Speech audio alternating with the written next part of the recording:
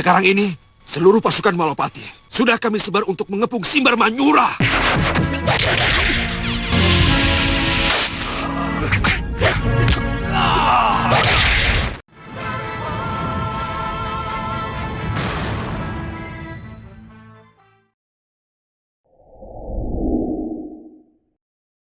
Di awal episode ini menampilkan Dewi Sintawati yang sedang melakukan perjalanan ke Simbar Mayura untuk menyusul Patih Batik Matrim yang akan menyelamatkan Dewi Kusuma Gandawati, calon istrinya yang tengah diculik oleh Patih Kalam Murka. Di tengah perjalanan, Dewi Sintawati pun melihat ada sebuah rumah yang terletak di bawah jurang sehingga sangat menarik perhatiannya untuk menyelidiki apa dan bagaimana hal tersebut bisa terjadi. Aneh, orang mendirikan rumah di dasar jurang, jauh dari mana-mana. Kemudian Dewi Sintawati pun turun dari kudanya dan segera mengendap-endap untuk mengetahui keadaan di rumah mencurigakan tersebut. Ternyata di dalam rumah tersebut Patih Kalam Murka sedang menawan Dewi Kusuma Gandawati. Bang Bromo Cora.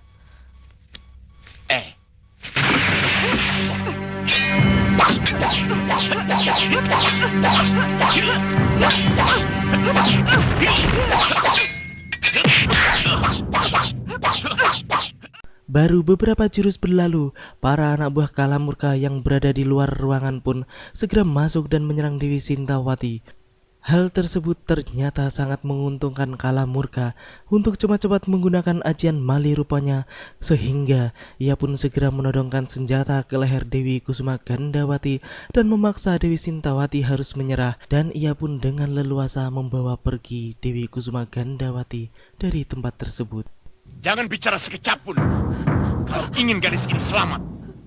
Sementara itu, di sebuah pasar kota Raja Simbar Mayura, Batik Matrim yang sedang menyamar sebagai penduduk biasa pun sedang mengamati keadaan sekitar untuk mengetahui tentang pengamanan di Simbar Mayura.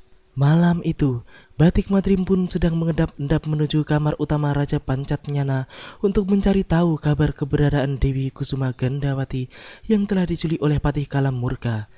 Ia pun mendengar sendiri pengakuan Raja Pancatnyana pada permaisurinya yang sebenarnya tidak ingin berperang atau bermusuhan dengan Malwapati. Simbar Manyura memang kalah perang, tapi bukan negeri jajahan. Prabu Malwapati pun tidak pernah minta upeti kepada kita, dan sikap mereka pun bersahabat. Bahkan Prabu Pancatnyana pun menyadari bahwa sekarang ia lebih memikirkan keselamatan dan kemakmuran rakyatnya daripada mendukung keinginan Patih Kalam Murka yang dirasa hanya memikirkan diri sendiri. Saya tahu Kanda memiliki harga diri. Sekarang saya lebih memikirkan rakyat saya, kemakmuran dan ketentramannya, Dinda. Kalau masalah harga diri itu hanya akan menyengsarakan rakyat. Setelah mendengar semua pembicaraan Prabu Pancatnyana dan permaisurinya, Batik Matrim pun segera pergi dan berlalu dari tempat tersebut.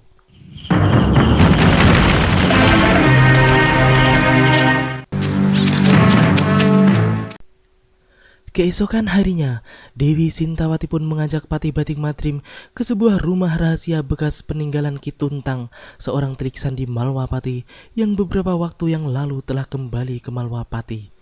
Di gubuk kecil tersebut, Dewi Sintawati pun memberitahu Batik Matrim tentang adanya sebuah lorong rahasia yang langsung tembus ke istana Simbar Mayura.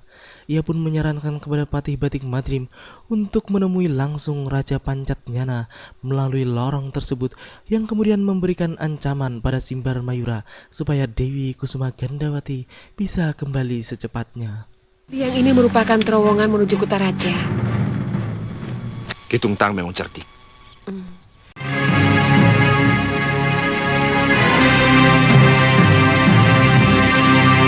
Silakan duduk, Ki Patih. Mana Patih Kalam Murka? Semua petinggi kerajaan yang ada di Pasewan Agung tersebut pun hanya bisa diam dan tertunduk melihat kemarahan besar Batik Matrim. Bahkan Raja Pancatnyana sendiri bingung harus menjawab apa. Namun akhirnya ia pun mengatakan bahwa Patih Kalam Murka sudah beberapa Sudah 2 hari pekan tidak ini, berkunjung beliau ke tidak pernah istana. sowan, Ki Patih. 2 kali Patih Paduka mengobarkan api permusuhan dengan Malapati. Sekarang ini, seluruh pasukan Malapati sudah kami sebar untuk mengepung Simbar Manyura. Batik Matrim, Sungguh, apa yang dilakukan Patih Kalamurka itu bukan kebijaksanaanku. Kemudian Batik Madrim pun memberikan waktu sampai esok hari bahwa ia harus sudah bertemu calon permaisurinya di istana tersebut. Kalian dengar, kalau sampai besok pagi calon istriku tidak dikembalikan dalam keadaan selamat, maka Simar Manyura akan kami ratakan dengan tanah. Hah, dengar itu, akan rata dengan tanah. Batik Madrim kemudian kembali lagi ke rumah rahasia Ki Tuntang dengan melewati jalan lorong rahasia tersebut. Dewi Sintawati pun dengan setia menunggu kedatangan Patih Batik Madrim dan menanti kabar yang dibawanya. Dewi Sintawati pun senang mendengar kabar baik dari Patih Batik Madrim. Kelihatannya Prabu Pancatnyana termakan oleh gertakan saya.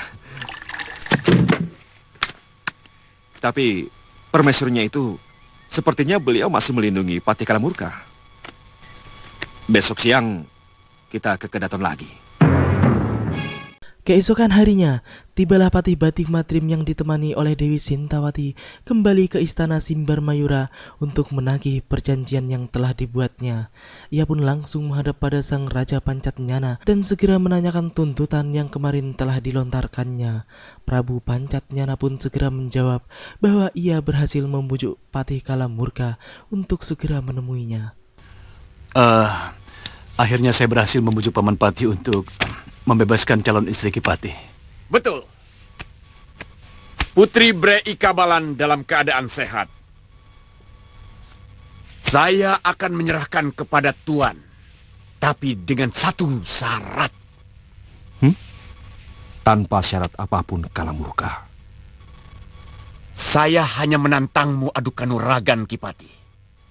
Kalamurka pun kemudian keluar dan membuat perjanjian kepada Batik Madrim bahwa ia menantang Batik Madrim untuk bertarung secara kesatria, di mana Batik Madrim harus mengalahkannya terlebih dahulu jika menginginkan Putri Kusuma Gandawati kembali padanya.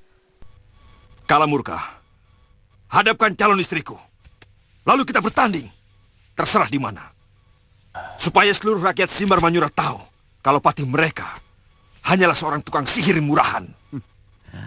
Setelah melihat keberadaan Dewi Kusuma Gandawati di tempat tersebut yang dalam keadaan baik-baik saja, Batik Madrim pun menerima tantangan Kalamurka. Mereka berdua pun segera keluar Kedaton untuk memulai pertarungan tersebut. Di halaman Kedaton lebih leluasa, Ki Patih, daripada di sini. Mari.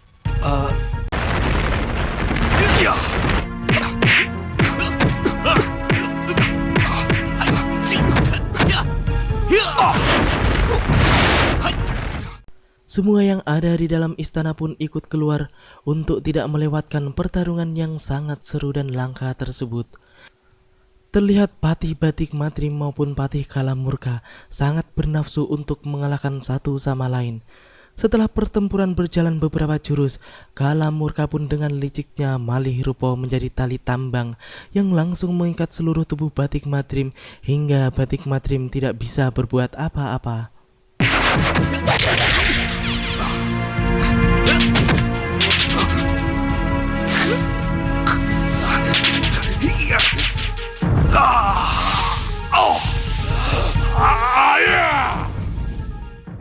Melihat semua itu, Dewi Sintawati pun berusaha untuk memutuskan tali tambang tersebut.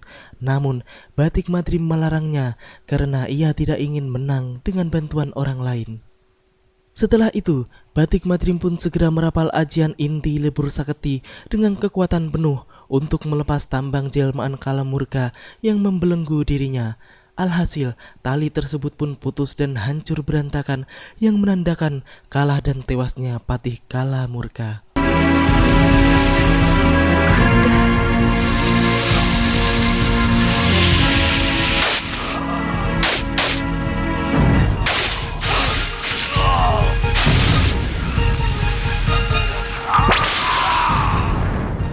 Paman,